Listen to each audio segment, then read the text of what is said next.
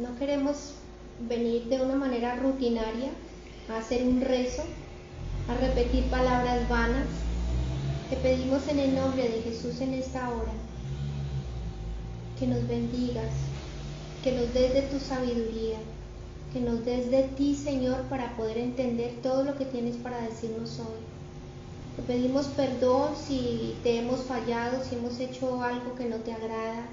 Hoy venimos a limpiarnos, a purificarnos delante de tu presencia y a suplicarte que nos des fuerzas para continuar, que si hay problemas, que si hay dificultades, las ponemos delante de tu trono, Señor, para que seas tú arreglando todo, Padre eterno. También te pedimos, Señor, que si hay enfermos, seas tú poniendo tu mano sanadora en los aquí presentes, en sus familias y en todos nuestros hermanos, por los que se están apartando, por los que le han hecho caso al diablo y no quieren venir, Señor. Te pedimos que los ayudes, que puedan tomar decisiones y que éstas sean para seguirte a pesar de todas las circunstancias. Que te miremos solamente a ti. Hoy ponemos todo en tus manos, te damos gracias por este momento tan lindo. Enséñanos, instrúyenos y ayúdanos. Gracias, Señor Jesucristo. Amén. Amén. Bien, entonces todos bienvenidos y bendecidos con la palabra. Los que tienen corazón de discípulos han visto que estamos siguiendo una línea de tema. ¿De dónde viene ese tema? Por si acaso alguien tiene la curiosidad, voy a explicar un poquito como introducción. Hay muchas formas de estudiar la palabra de Dios y una de ellas es guiarse por siervos del Señor que hayan sido muy estudiosos precisamente con Él. Hay una Biblia muy especial que es la Thompson, Biblia de estudio, que tiene unos lineamientos muy diferentes del resto de la mayoría y a mí me parece que es la mejor Biblia de estudio que existe. Sí. El tema del futuro o de las cosas que han de venir, que venimos desarrollando desde hace 3 o 4 reuniones, es precisamente el que está planteado en la Biblia de estudio Thompson. Allí hay toda una sucesión de versículos, pero yo estoy tomando solamente los más representativos y sin embargo han sido bastantes. Esa es la primera consideración, o sea, no estamos tocando un tema caprichoso, ni que a mí se me haya antojado porque sí, sin orden ni concierto. Estamos siguiendo un orden bíblico, de un estudio bíblico. La segunda consideración tiene que ver con la parte del mundo espiritual. El mundo espiritual, tal como está ahora, es muy real, pero una estrategia del mal siempre es la de hacerlo aparecer como una ficción o como algo difícil de creer o algo poco importante para la vida cristiana. De esa estrategia del mal tenemos la siguiente resultante, que es que muchísimos cristianos no conocen los temas de la escatología. La escatología es una de las ramas de la teología que estudia la profecía con respecto a los eventos futuros, los que han de venir. Futuros quiere decir lo que se puede cumplir a partir de la próxima media hora, de ahí en adelante hasta el fin del mundo. Lo que hemos hecho nosotros aquí es revisar profecía escatológica de la Biblia Thompson. Pero obviamente hay que contar con ustedes con el entendimiento de qué es lo que estamos haciendo y cuáles son las estrategias del mal. Entonces, en resumen, cuando tocamos este tema de las cosas que han de venir, una parte nuestra, que es la parte del espíritu, se interesa y quiere conocer más, pero otra parte, que es la carnal, la mundana, empieza, si por lo menos asiste a la enseñanza, toma una actitud un poco displicente, un poco sí, eso es bonito, pero quién sabe qué se va a cumplir, yo no sé de dónde están sacando todas esas cosas que dicen. Hay una actitud como de rechazo y de incredulidad. Si esto es con respecto al mundo actual, el tema de los ángeles, el tema de Satanás y la guerra espiritual, el tema de lo que es las fuerzas invisibles que manejan el cristiano, con mayor razón es con respecto a las cosas del mundo espiritual futuro, porque el enemigo quiere que el cristiano camine como cualquier ser humano, sin esperanza y sin conocimiento de la promesa, para que cualquier golpe que venga sobre su vida, cualquier duda grande, inmediatamente se desplome, se desmorone. Entonces, estudiar el tema es de lo más difícil, porque implica que hay que sacar corazón de discípulo, toca actuar solamente por fe, y es aquí donde tenemos que entender cómo debemos manejar la situación en el momento en que se abre la enseñanza. Queda claro que son muy pocos del pueblo de Dios los que conocen la escatología, la doctrina de la escatología. Entonces, una pregunta es adecuada, me parece a mí, ¿será que el pueblo de Dios no tiene suficientes sitios donde se le enseñe la escatología? Y ahí tenemos un conflicto también. La mayoría de las iglesias no están enseñando esto. ¿Por qué? Precisamente porque es un tema difícil, porque es un tema que saca corriendo a mucha gente, porque la gente quiere la parte cómoda, la parte de cómo ganarse 50,000 pesos más, pero no cómo quitarse un pecado de encima, porque aquí, para entrar a la parte del futuro, tenemos que necesariamente tocar la santidad, y eso talla al pueblo de Dios, y al pueblo de Dios no le gusta que le hablen mucho de pecado, y entonces prefiere más bien irse que esforzarse. El problema es que cuando se van, cuando no continúan con la expectativa, el estudio de la promesa, se están cerrando las puertas a la venida del Señor en cuanto a que Él los tome.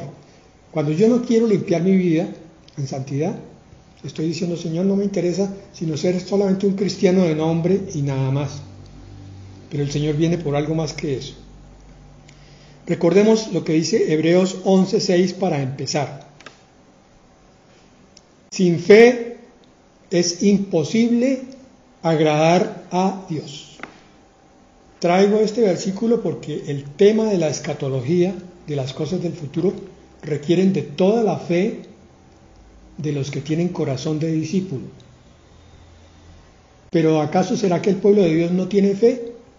El pueblo de Dios se debía caracterizar por la fe, se ha caracterizado por eso, pero hasta ahora, los últimos tiempos, la fe es una de las virtudes que está fallando más en la iglesia del Señor. Lo dice el propio Señor Jesucristo. Cuando venga el Hijo del Hombre, ¿hallará fe en la tierra? Bien, porque es necesario que el que se acerca a Dios crea que Él existe. Es importante saber que cada día nuestro y cada estudio que hagamos es para acercarnos a la presencia de Dios, para acercarnos al corazón de Dios, a un Dios vivo, no para tener conocimientos teóricos. Y continúa Hebreos 11:6, y que sabe recompensar a quienes lo buscan. De eso se trata. La escatología lo que hace es aumentar la esperanza del creyente. Es decir, cuando yo estudio la promesa de Dios, tengo herramientas para tolerar y soportar los momentos difíciles y malos de mi vida, porque hay una esperanza fundamentada en la promesa. Y con esa promesa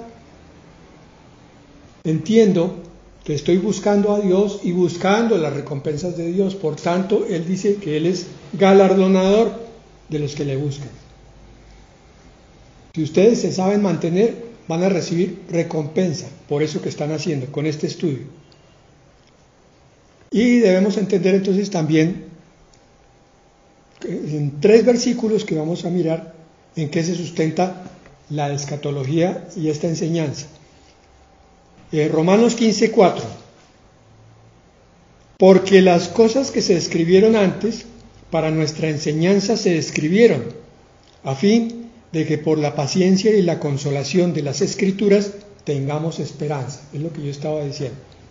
La esperanza es una virtud fundamental junto con la fe y el amor en la vida cristiana. Si yo no tengo esperanza en las cosas futuras, ya dije, abandono toda mi batalla.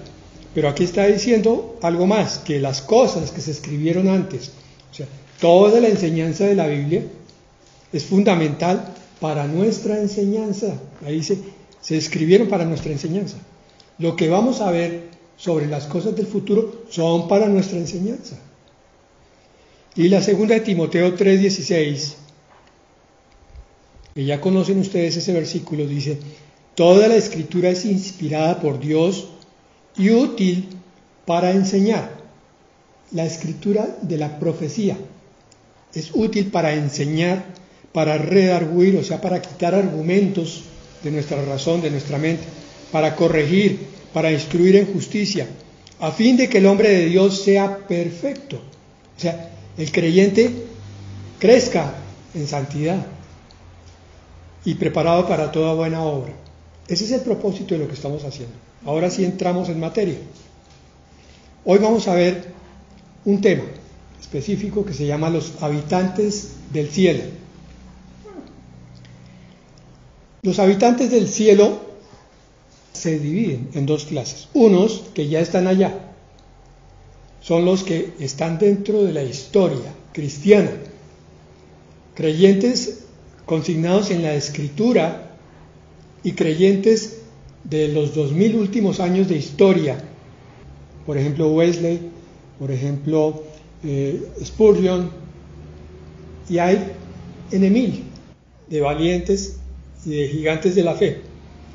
Pero la otra parte de la gran multitud del cielo la van a conformar aquellos de entre nosotros que se mantengan fieles al Señor hasta su venida. Entonces Daniel 7:10 nos va a mostrar que es una gran multitud. Un río de fuego procedía y salía de delante de él. Millares de millares le servían y millones de millones asistían delante de él. El juez se sentó y los libros fueron abiertos. Las revelaciones de estos versículos son para que cambiemos nuestra visión. Entonces, el hecho de que estemos en una congregación pequeña, en un grupo pequeño, en una iglesia mediana, se amplía profundamente cuando vemos hacia dónde vamos. Infinidad de congregaciones pequeñas, medianas y grandes van a sacar de entre ellos a los verdaderos creyentes de tal manera que al final va a ser una multitud. Y esta palabra de Daniel 7:10 nos da entendimiento de dos cosas. Dice aquí, millares de millares le servían, y millones de millones asistían delante de él. Le servían y le asistían. Eran sus siervos y sus asistentes. Es una buena pregunta. Entonces, ¿que Dios necesita secretarios? No, Él no necesita nada. Él es un Dios todopoderoso. Pero en su infinito amor, a Él le ha placido llamarte a ti para convertirte en alguien valioso para la obra de Dios, aún a sabiendas de que Dios puede hacerlo sin ti y sin mí. Ese es precisamente el amor de Dios, que no necesitando nada, se comporta como si nos necesitara a nosotros.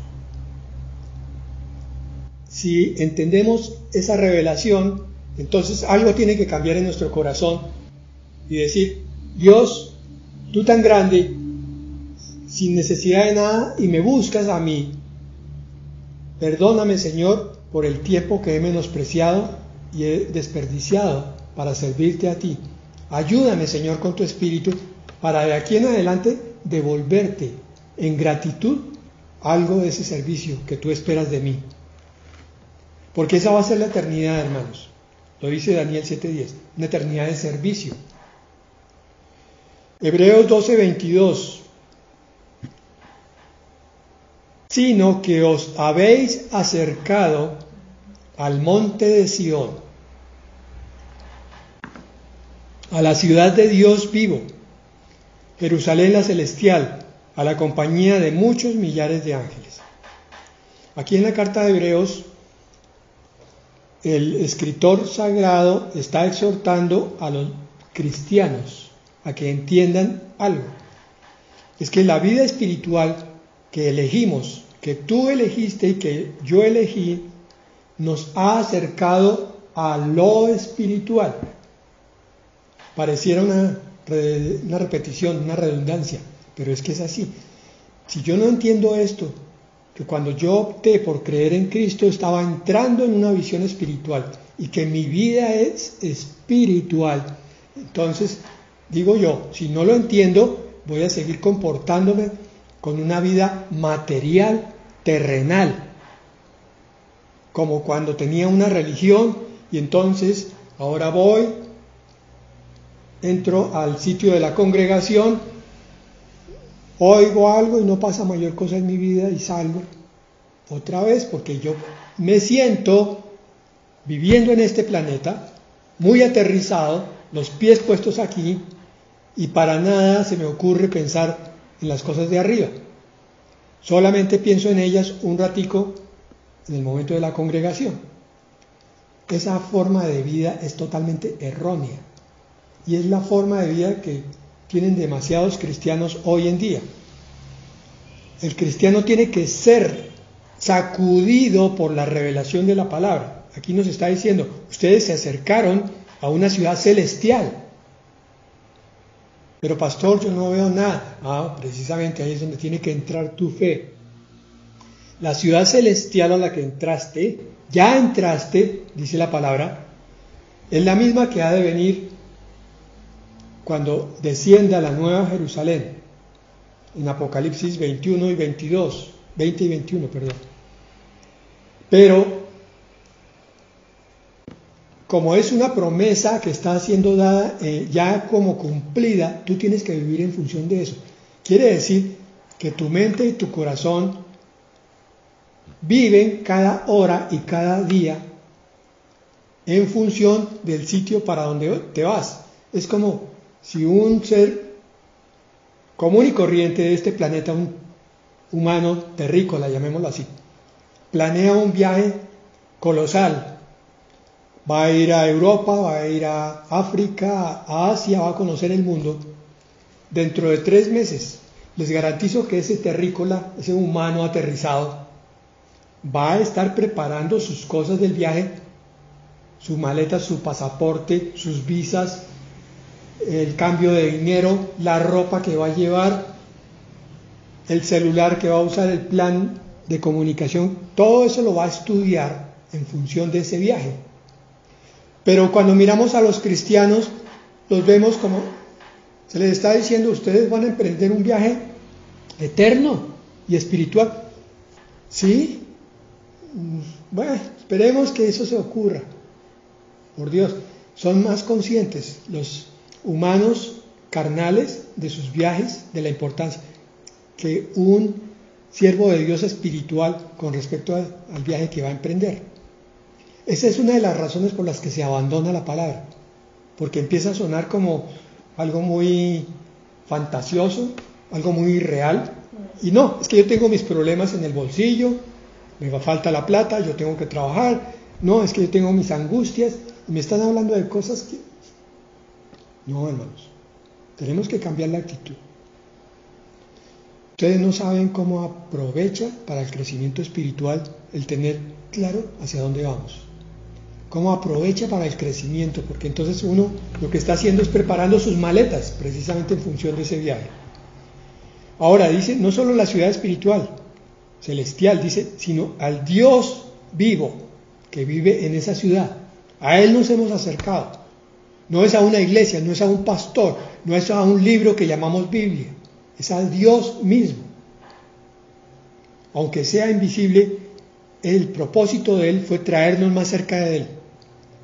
Entonces, ahora imagínense a un Dios eterno y poderoso que está tratando de atraer corazones, pero esos corazones siguen en función de ver cuál es el programa de televisión, la noche de hoy o la de mañana, y qué voy a hacer, estoy como aburrido y no sé qué hacer, totalmente preocupados por las 24 horas con sus minutos y segundos de este planeta, pero nada más. El cristiano es un ciudadano del cielo. Amén. Por eso es que nos hemos alejado, nos deberíamos haber alejado de las cosas terrenales. Ese es el sentido de la santidad. El santo es el que se aparta para Dios. Ya no le interesan tanto las cosas de este mundo. Pero pastor, ¿usted cómo me va a decir si cuando hay una deuda uno no puede postergar la deuda? Y yo le digo, no se trata de postergarla, se trata de colocarla en la justa dimensión. Colócasela a los pies del Señor y verás cómo la deuda empieza a adquirir un nuevo sentido si tu vida adquiere la prioridad de buscar primero a Dios, que Él es el que te va a ayudar a solucionar problemas como el de la deuda. Por eso es que muchos cristianos no crecen, porque continúan con sus costumbres, hoy voy a decir así, terrícolas.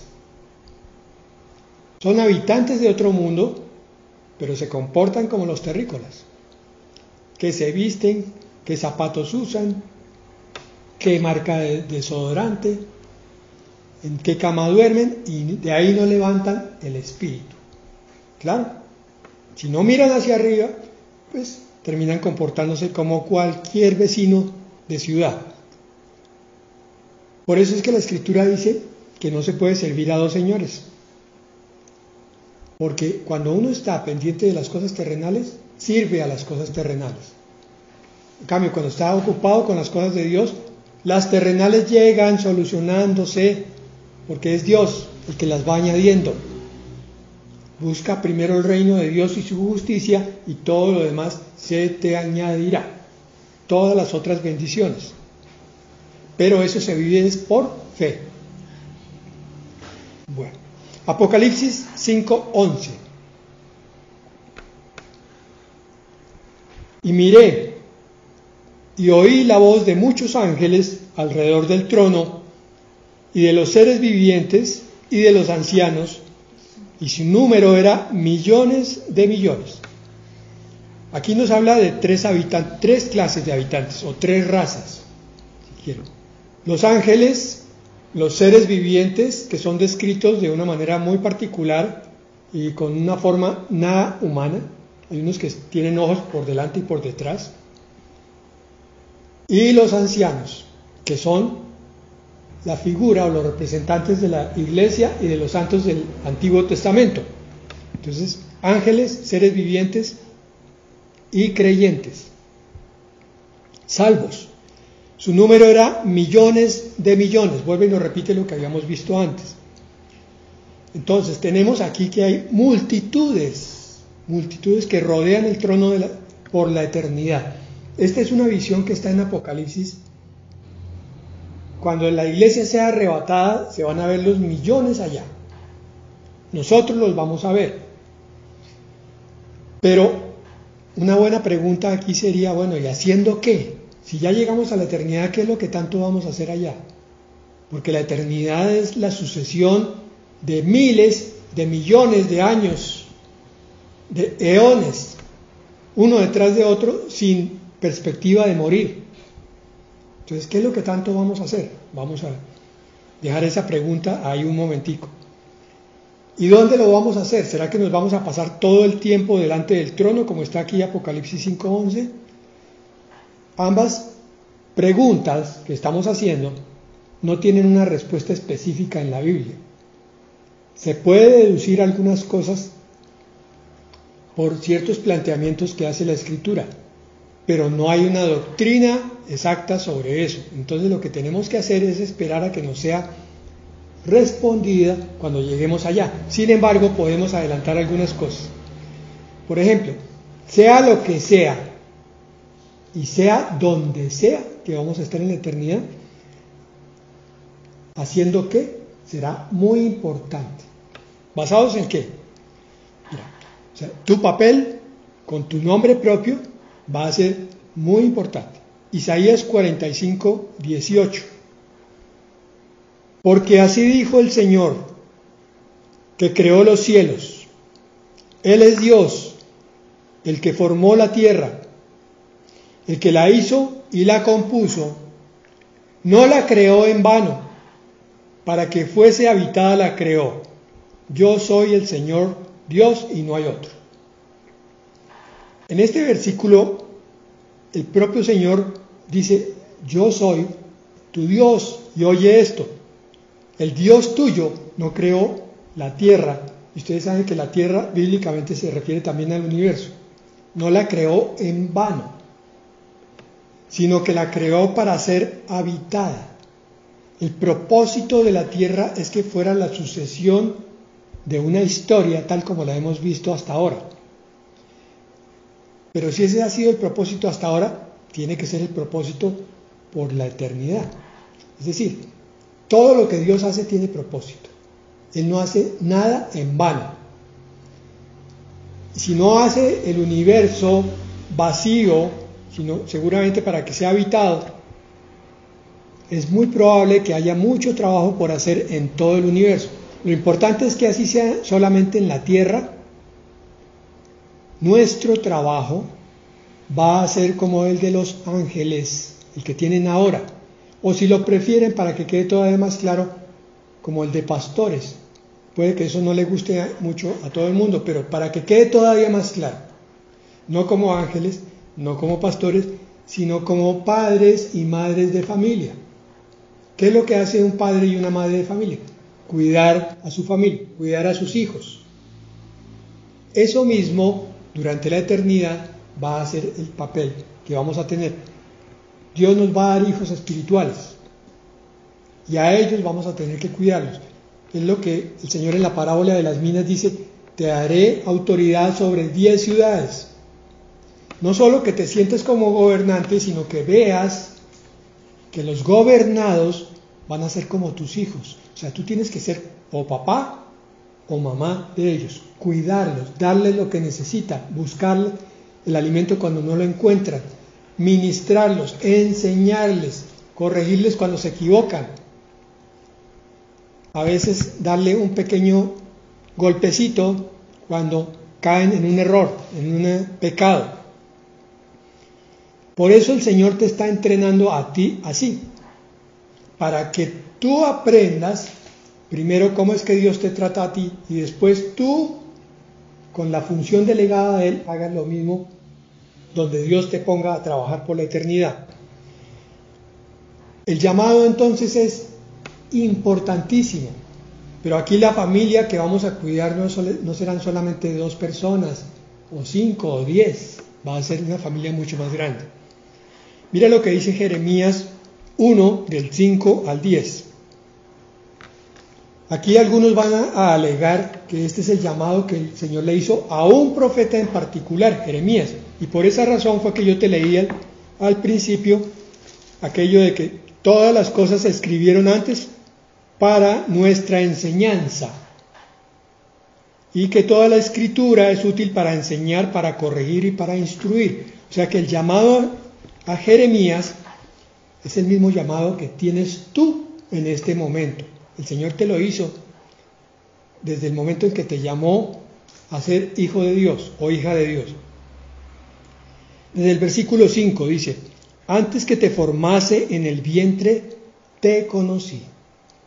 A cada uno de los que está presente aquí oyendo la palabra, tiene que considerar esta revelación. Dios, en el momento que te formaba, sabía cómo te estaba formando y por qué y para qué. Y no te formó en vano, como tantísimas veces he dicho yo, no te formó para que te sentaras en una iglesia o congregación a oír sermones, sino para que fueras formado teniendo ejemplos de otros que van un poco más adelante que tú y supieras cómo Dios quiere que hagas las cosas. No estoy diciendo entonces que mires al pastor y copies exactamente lo que él hace. Te estoy diciendo que aprendas de cómo Dios ha tratado al pastor y de ahí busques la forma particular en que Dios te quiere tratar a ti y enseñar. Porque Dios te dice que te conoció desde antes de nacer. Y antes que nacieses te santifiqué, o sea, te aparté para mí, dice Dios. Yo sabía que tu vida iba a ser así, tantos años de incredulidad, tantos años de pecado y de dureza, y de pronto, un buen día, tu corazón fue tocado por el Espíritu Santo y tú dijiste, sí, amén, acepto al Señor en mi vida. En ese momento empieza la santificación formal, pero el Señor te tiene apartado desde antes de nacer. Aún siendo pecador, Él te tenía santificado, apartado. Él sabía que tú ibas a llegar a sus pies un día. Sabía que tú le ibas a aceptar como Salvador. Sabía que ibas a tener todas las dificultades que tienes y por eso te dejó toda una serie de herramientas. Y entre otras cosas, un pastor que te enseñe cuáles son las herramientas que tienes. Pero hasta ahí llega. El Señor te da las herramientas, te las muestra. Ahora eres tú quien tiene que ejercer por fe el descubrir y el desarrollar esas herramientas para que las puedas usar. Y entonces veas la gloria de Dios en tu vida, lo glorioso del llamado de Dios para ti, lo grandioso. Te di por profeta a las naciones. Aquí no es que te vaya a mandar a predicar en el África o en China. Profeta a las naciones puede ser simplemente aquella persona que exhorta a alguien en su casa, a su hijo, a su tío, a su papá, a su mamá. Profeta es el que habla la palabra de Dios, a cualquiera que sea, a los vecinos. Cada creyente es un profeta. Y yo dije, Señor Jehová, he aquí no sé hablar, porque soy un niño. Moisés también sacó una disculpa. Todos nos asustamos.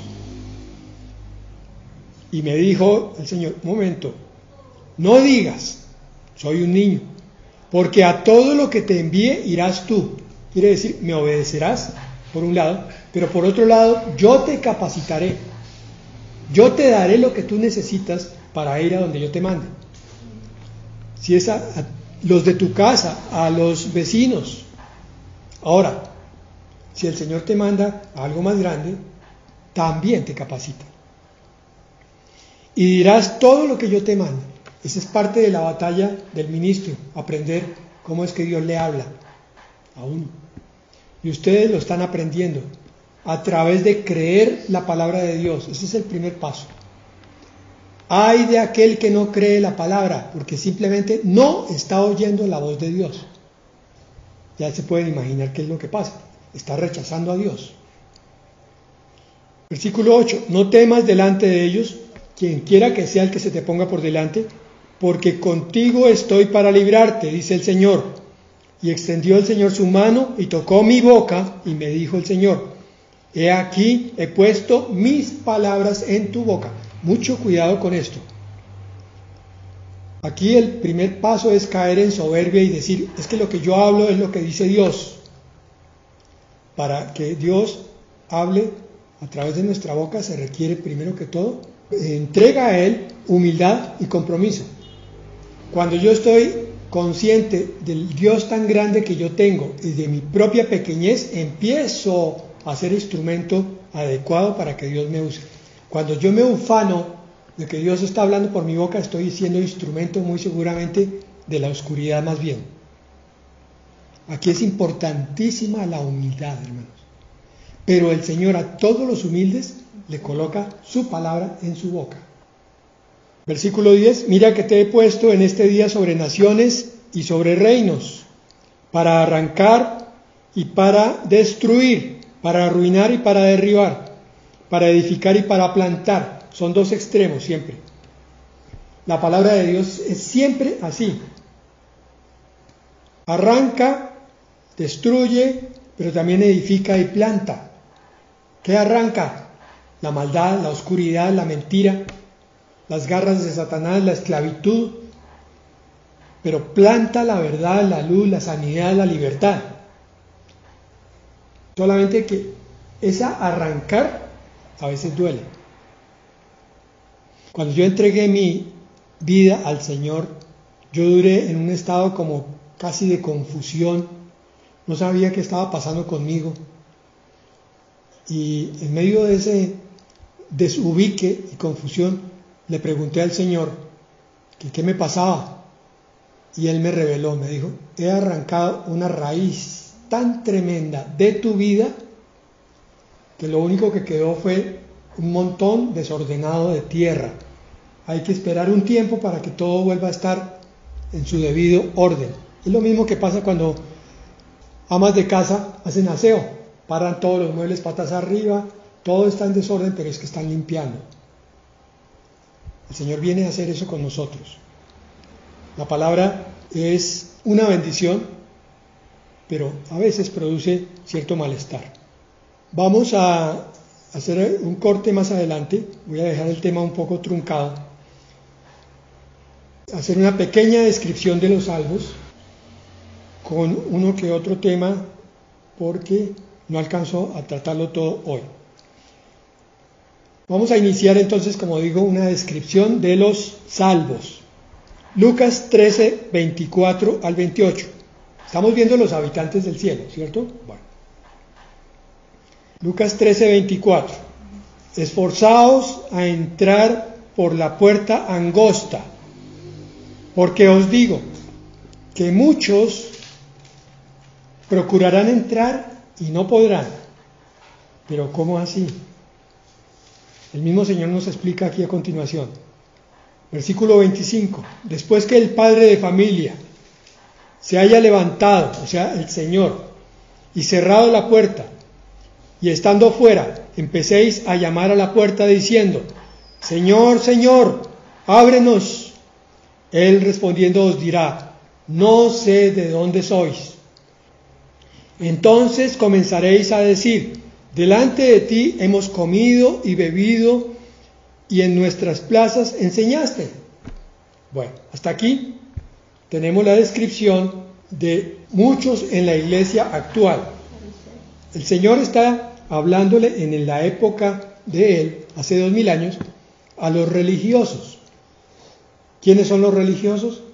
Los que entran, dizque a sitios sagrados, dizque buscando a Dios, dizque con un corazón dispuesto. Pero en realidad están es con una actitud hipócrita. Los fariseos conocían la palabra, pero no vivían la palabra. A ellos les dice, esforzaos para entrar por la puerta angosta. Los fariseos creían que podían entrar con su justicia propia, es decir, haciendo obras como ayunos, como lavándose las manos no sé cuántas veces al día, como comiendo alimentos solamente permitidos por la ley, como diezmando ciertas cosas. Ellos creían que eso era suficiente y el Señor les dijo, no. Lo que ustedes necesitan es entrar por la puerta. Ustedes, mis hermanos, ya saben quién es la puerta. La puerta de las ovejas es el gran yo soy que vino a morir en la cruz. Esfuércense a entrar por la puerta implica que el cristianismo tiene que ser vivido con Cristo. Hay un cristianismo sin Cristo. Es el cristianismo de las iglesias light, donde lo único que se predica es que como tú eres cristiano, Dios te va a bendecir, te va a multiplicar, te va a prosperar y te va a sanar. Pero tú no tienes que confesar tus pecados, tú no tienes que cambiar tu vida, porque el Señor ya te salvó, y una vez salvo, siempre salvo. Y se acabó. Esa es la historia. Pero la doctrina completa, cuando se lee la Biblia de tapa a tapa, implica entender que somos criaturas pecadoras, que venimos a la misericordia de Dios y que por la gracia de Dios somos salvados, pero que tenemos que luchar con el pecado continuamente. Ese es el proceso de santificación. Tenemos que reconocer nuestro pecado y confesarlo después de la salvación con el Señor Jesucristo, el requisito ya no es aceptar a Cristo, sino confesar el pecado y permitir que el Espíritu Santo nos vaya quitando el pecado. Y ese proceso no le gusta a muchos. El proceso de que le digan, usted es perezoso. ¿Yo? Que le digan, usted es orgulloso. ¿Yo? Si yo soy lo más humilde. Usted es mentiroso. ¿Yo? Ese proceso no nos gusta y por eso es que abandonamos tan rápidamente la palabra que nos habla de pecado y preferimos la iglesia light, donde no nos señalan con el dedo. Entonces el Señor dice, si no entran por la puerta que es Cristo y la cruz, el que no sube cada día a la cruz y muere, no es digno de ser llamado discípulo de Él. Morir en la cruz significa morir a nuestras costumbres, a nuestros gustos, a nuestras pasiones, a nuestros deseos y ponerlo todo a los pies de Dios a ver cómo el Señor nos devuelve una parte de eso y lo que no sirve, lo quita. Y esa parte de depender de otro para que nos diga qué es lo que tenemos que hacer no nos gusta. Al orgullo, al ego no le gusta. Es por eso que el Señor dice, esforzaos para entrar por la puerta. Pues bien, los fariseos entonces dicen, Señor, delante de ti hemos comido y bebido, hemos estado en la iglesia, hemos comido de la palabra, hemos tomado la cena. Sí. Y en nuestras plazas enseñaste. Aquí era el mejor sermón que podía oírse. Eso en todas partes estaba publicado. Eran pantallas gigantes, redes sociales. Mi iglesia era súper reconocida. ¿Qué mejor iglesia? ¿Cómo me vas a decir, Señor, que yo no soy salvo? Pero os digo que no sé de dónde sois. Apartados de mí, todos vosotros, hacedores de maldad. ¿Por qué hacedores de maldad? Por la hipocresía. Porque una cosa decían y otra cosa hacían. Y eso mismo está pasando con la iglesia cristiana hoy. Hay una doble moral. Se congregan el domingo y el miércoles y el martes, pero viven en unión libre, se emborrachan, dicen malas palabras, tienen malos pensamientos, cantidad de cosas. Entonces, cuando la predicación es frontal, nos gusta. Allí será el llanto y el crujir de dientes cuando veáis a Abraham, a Isaac y a Jacob y a todos los profetas en el reino de Dios, y vosotros estéis excluidos. Bueno, mis hermanos, el trabajo que estamos desarrollando con toda esta palabra consiste precisamente en entender que la promesa es gigantesca, hermosísima. Maravillosa. Sí, es luminosa, es maravillosa, pero que está esperando que nosotros hagamos algo, que es lo que el Señor dice que debemos hacer, dejarnos santificar. Lucas 19:29, porque 29, perdón, lo dije mal, Luz 13:29, porque vendrán del oriente y del occidente, del norte y del sur, y se sentarán a la mesa en el reino de Dios. Ese versículo final se está refiriendo a todos los creyentes gentiles que llegaron a la mesa del reino de Dios cuando los israelitas rechazaron al Salvador, pero también se refiere a todos los que van a llegar al reino de Dios cuando la iglesia cristiana se haya ido, la verdadera, y haya quedado abajo la hipocresía. Entonces muchos de esos van a decir, por Dios, quisimos llegar y no pudimos, porque nos interesaba más el mundo. Una de las primeras características conforme a este versículo es que los verdaderamente salvos, los que son verdaderamente hijos del cielo, son raros. No se comportan como los demás seres humanos. Son raros.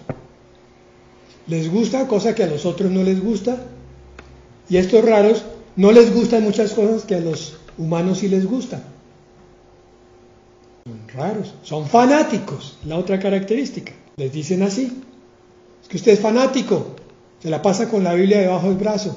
Ojalá no solo debajo del brazo, sino en el corazón. Ojalá no solo en los días de congregación, sino todos los días. sería un verdadero fanático, porque es que fanático, fíjense cómo son la doble moral. La palabra fanático se usa como un elogio para cuando es deporte, cuando es un cantante. Uy, es que yo soy fanático de Alejandro Sanz, fanático de Santa Fe. Pero cuando es de Cristo, entonces la palabra fanático es un regaño. Miren la doble moral. Y el otro calificativo que reciben los hijos del cielo es locos. Claro, completamente locos porque se comportan, piensan, hacen y dicen de una manera que no se parece en nada a la de los simples humanos. Pero como todo, esto es una decisión. Cuando estos locos toman esa decisión, aceptan que se van a estrellar contra el resto de la gente, aceptan que no le van a gustar a muchos, que se van a quedar solos, que los van a criticar, pero lo aceptan con gusto porque saben la recompensa que tienen. Este creyente fanático, loco o raro es un creyente que tiene clara la puerta por donde entró, el camino por donde va y la meta a la que tiene que llegar. Y como lo tiene tan claro, no se aparta ni a derecha ni a izquierda. Se mantiene fiel y firme. Y ese creyente loco, raro o fanático es el creyente que logra desarrollar dentro de sí, pero los demás no lo saben, la comunión tan grande y profunda con Dios y con el Espíritu Santo, y entonces él ve que ahora empieza cada vez más a orar con más gozo, con más alegría, y que cada oración está siendo cada vez más contestada.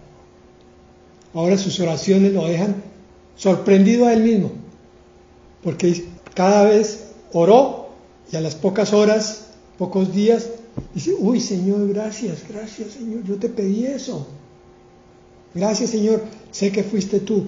La siguiente vez, ya estoy convencido que fuiste tú. Ahora de aquí en adelante siempre te voy a dar la gloria, Señor. Ya no necesito poner la fe, ahora tengo la certeza que tú estás conmigo, que siento tu presencia, Señor, siento tu luz, siento cómo me estás transformando. Ya me queda fácil quitar tantos errores, tantas espinas que yo tenía con las que hería a los demás. Gracias, Señor, por esta vida que me estás dando. Gracias, Señor, porque no has permitido que me aparte.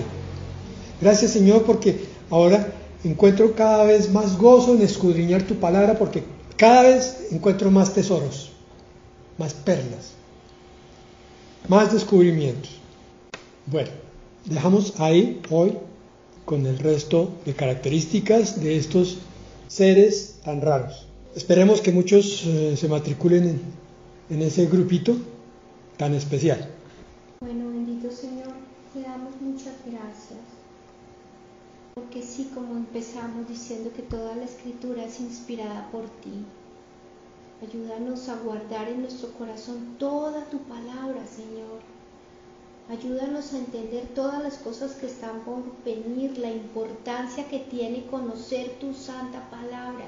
Y como dijo el pastor al comienzo, esto nos ayuda a hacer nuestra maleta, a mirar qué llevamos en nuestro equipaje. Cuando vamos a hacer un viaje, miramos qué llevamos y a veces echamos en la maleta cosas que no vamos a necesitar. Ayúdanos a sacar de nuestro equipaje espiritual el pecado, la pereza, la mentira, la doble moral, la religiosidad, la forma en que a veces creemos que tenemos derecho a enojarnos para no buscarte. Todo, Señor, hoy te pedimos que nos ayudes, Padre, a ser honestos, a ser sinceros, a ser humildes, y ayúdanos a guardar tu palabra en nuestro corazón. Ayuda, Señor, que nos podamos mantener. Este tiempo es un tiempo donde tú nos estás probando, Señor, porque cada uno está en su hogar, no está la obligatoriedad de salir a los templos y desplazarse a los lugares, es desde la casa. Por eso tú estás probando la actitud de cada uno de nosotros, con qué venimos, Si encuentras algo que no es, algo que te desagrada, quítalo y ayúdanos a ser honestos y sinceros para ti, porque queremos irnos contigo. Bendice a los que aquí están, a los que no pudieron entrar hoy, a los que tienen problemas. Ayúdanos, ayúdanos. Te entregamos este momento y te damos gracias en el nombre que es sobre todo nombre. En tu precioso nombre, Señor Jesucristo. Amén. Amén.